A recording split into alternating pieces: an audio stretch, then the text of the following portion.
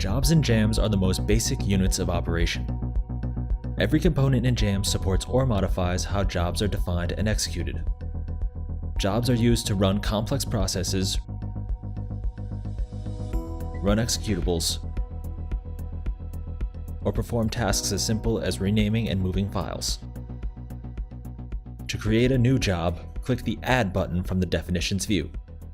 The Add a Job Definition dialog contains the properties necessary to create a job in jams. A drop-down list is used to select the folder where the job should be saved. Jobs will automatically inherit any properties and elements that are set on their parent folders. The job's name and description provide the information end users and operators will use to identify jobs within jams.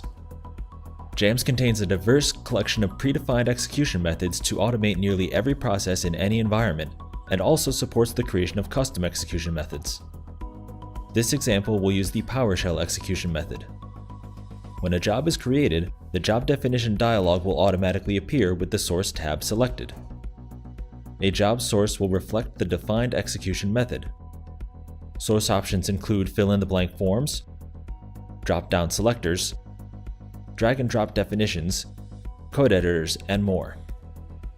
In this sample, code is simply copied from an external resource, then pasted into the source of the job. The source seen here will use a jams PowerShell commandlet to return all entries currently in the monitor. Jams properties are context-sensitive settings where only the applicable properties are displayed. Additional properties are available and will display once added to the job. In this sample, a retain option was added to the job. Properties inherited from a parent folder will display in normal weight font. Properties set explicitly on the job will display in bold weight font.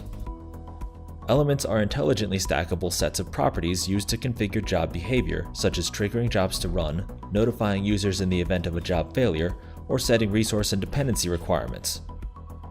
In this example, the job inherited a schedule trigger element from its parent folder, so the job will automatically run on workdays at 2 p.m. Job definitions support any number of elements on a single job, including multiple elements of the same type. Always remember to save edits to the job definition before moving on. For more information, check out the jams documentation or watch our other training videos available at www.jamscheduler.com.